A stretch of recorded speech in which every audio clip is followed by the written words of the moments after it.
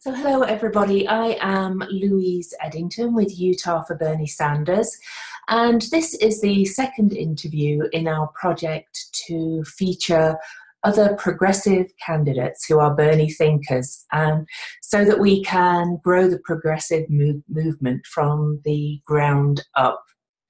So for today we have with us Terence Strait, is that right? Mm-hmm.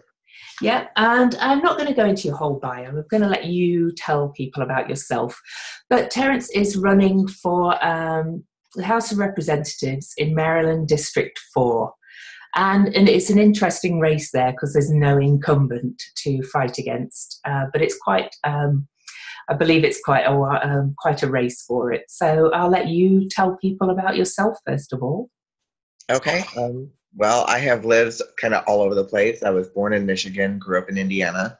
And then right after graduating high school, I joined the Army, so I moved around a bit there. Went to college in Alabama. I ended up moving to Maryland when I was offered a job with the Census Bureau. So that's kind of what got me here. And then I worked there as a statistician for a couple of years. I've always been interested in politics, just kind of following it. And that really started way back in 5th grade. We had a mock election between Bill Clinton and George Bush. And of course, being in Indiana, I was the only one who predicted Bill Clinton would win. I was quite proud of myself for that. But I always showed up and voted. And for a long time, I thought that was good enough. Vote for the right person, and the right things will happen. But then when we were having the budget fight in December of 2014, I don't know if you remember that. Yes. We had the shutdown in 2013, and then there was a threat of a shutdown in October of 2014, and then there was another threat of a shutdown in December of 2014.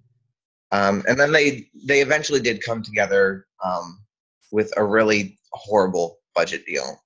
I mean, they increased the number of hours that truckers drove. They deregulated a bunch of the financial stuff. And I think if Democrats had come out and said, you know what, this is not the best deal, but it's what we needed to do in order to keep the government open, I think I would have been okay with that. But the fact that we had Democrats coming out and selling it as a good deal, as something to be proud of, that just kind of drove it home that unless I got involved, we were never going to have somebody who would just stand up and tell the truth about what was going on in Congress. Mm-hmm. And you did send me a short bio, but you've kind of experienced, I believe, unemployment and things as well. So you kind of know, where people are struggling in the world. It's not, you're not coming from a place of privilege, is my point. Well, actually, I've kind of been all over the economic spectrum. Growing up, my parents did make quite a bit of money. Uh-huh. That's what got me into the Army in the first place, because, they were both making 6 figures. And my dad comes up to me one day and he says, we're not helping you pay for college, right? And when your parents make that kind of money, you get no financial aid because it's all dependent on your parents' income. So that's kind of what got me into the Army to begin with. Mm-hmm. But yeah, and then as an enlisted person, you don't make a whole lot of money. And then I was, a poor college student for several years. And then after graduating college, it took me a year before I was able to find a job. I made a little bit of money tutoring, but I've been all over the economic spectrum. Cool. So I think that gives you a good kind of basis to understand we the people personally.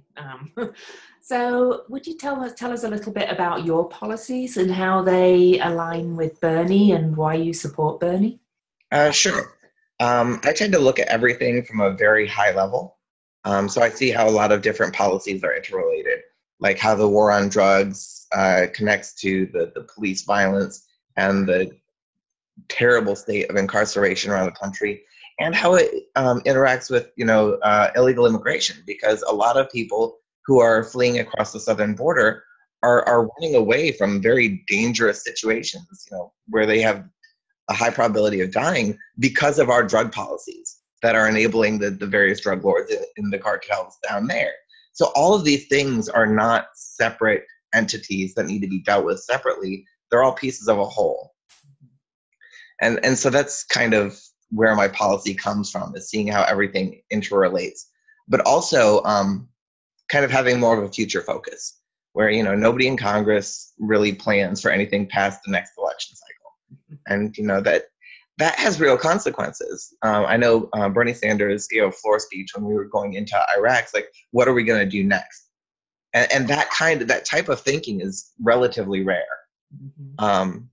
Not just with foreign policy, with all the regime change that we've gotten into the habit of doing, but also with our environmental policy.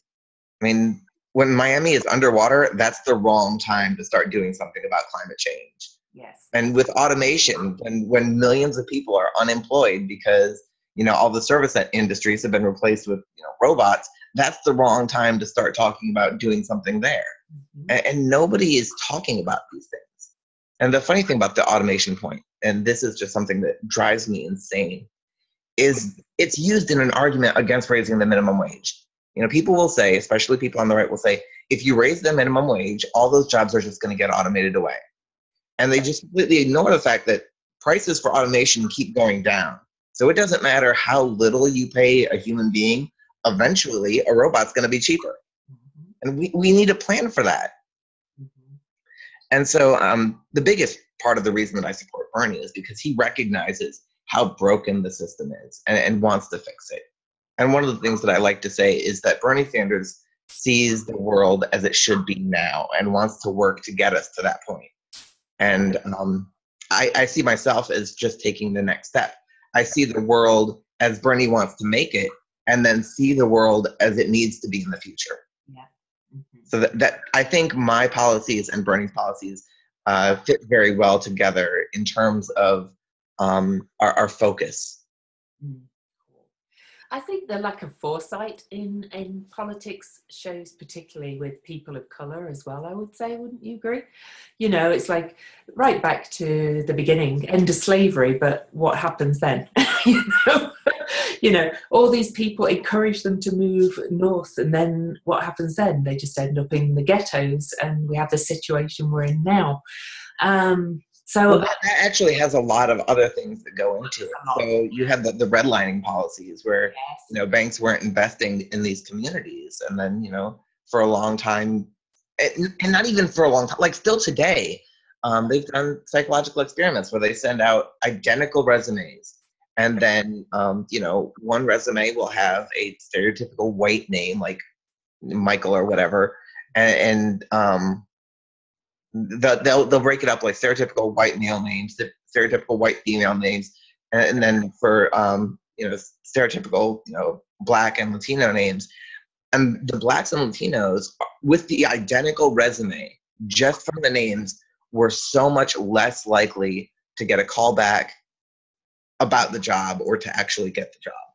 And that's not something that's 30, 40 years ago. That is still today happening. Yeah. Oh, there's so much racism still happening, and I think actually we're reaching a real critical point in that area because people of color are not taking it anymore. They're really not taking it anymore, and I really support them in that. I think. Yeah, I actually saw. I don't remember who it was, but it was a comedian, and I think it was Larry Wilmore, and he was talking, to one of his white guests, and they were talking about why white people are afraid of Black people. And the white guest was like, with all the crap that you guys have been put through, like if white people had been treated like that, there would have been a violent uprising 50 years ago. So we're just wondering, is today going to be the day? Yeah. And I think, with the Black Lives Matter movement, the fact that they're doing it so peacefully, but also forcefully, because, they're not separate. Like you can be peaceful and forceful. Yeah. The fact that they're approaching it that way instead of, armed revolts, I think that's a very good thing. Oh, I agree. I totally support the Black Lives Matter movement. But I think, if we don't have a change in the system and fix the rigged, broken system, that peaceful protest might not happen for long. Like if police officers still, just keep killing unarmed Black people, there's only so long that they're going to put up with that, and they're getting away with it. So even in the rare instances where they go to a grand jury, the grand jury lets them off, and we all know that grand juries do almost always exactly what the prosecutor wants them to do. Like there's the saying that, you know, you could get a grand jury to indict a ham sandwich. Yeah. Unless, of course, that ham sandwich happens to be a cop. But I think there's also a conflict of interest that comes into play there. Mm-hmm. So with the local district attorneys, they have to work with the police on a day-to-day basis to do their jobs. Mm-hmm. So if they come down hard on a police officer, they're running the risk of having difficulty in doing their job and prosecuting criminals. So one thing that I think we need to do, one of, you know, a long list of things that we need to do, is that anytime there is an instance of police misconduct, that you need a federal prosecutor, an independent federal prosecutor, to come in and just take that conflict of interest off the table. Mm-hmm. And also, there's the problem, you know, with the blue line, where, you know, all the good cops are shielding the bad cops, and that's something that I think we also need to address, because, you know, you have cops being subject to all these disciplinary actions when they, you know, come forward as whistleblowers, when they say, hey, this bad stuff's going on. But if they protect people who are actually doing the bad stuff, there's no consequences there. So true, so true. And it's really good to hear people, other progressive candidates like yourself at the grassroots level, here saying things like that, because we can't have change without people like you coming into all levels of politics to vote for the changes, basically. And, you know, so thank you for saying all that. So is there anything else you'd like to say on this interview before we tell people how they can support you? Well, one thing that I would really like to say is, you know, what you just said is people need to get involved at all levels of government. And there's, I think, a wide level of not misinformation, but just confusion as to what the different levels of government do. And I've noticed this in my campaign, you know, just running the past year, is that people tend to think that, you know, federal government does the same thing as state government. They just have access to more money. But I mean, the office you run for should reflect the concerns and priorities that you have as an individual. So if you're concerned about fixing potholes and making sure the local schools are you know, doing what they're supposed to be doing, which that's an important thing, you need to be running for, you know, city, county government. That's their job. If you're concerned about, you know, making sure that taxes are being handled properly and then state programs are being run properly, you need to be running for state government. And so that's where a lot of these local issues come in. And, you know, federal government also needs to be aware of them, but the focus of the federal government is very different. When you are running for federal office, you are running to govern the country. So you need to not only be concerned about your city or your county or your state, but you need to have a view of what's going on across the country. And that's actually why I'm running for Congress rather than, you know, a state or a local government, which would, you know, that's how they all say that you need to get in. Is you start local and you just kind of work your way up as you build, you know, your following or whatever.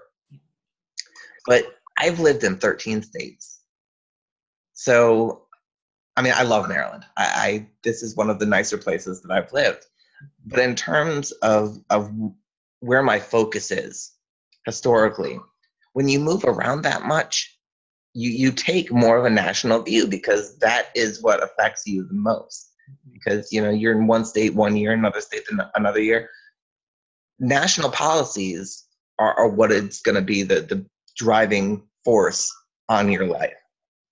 But also because I do think more holistically, and those are things that we need to address at the national level.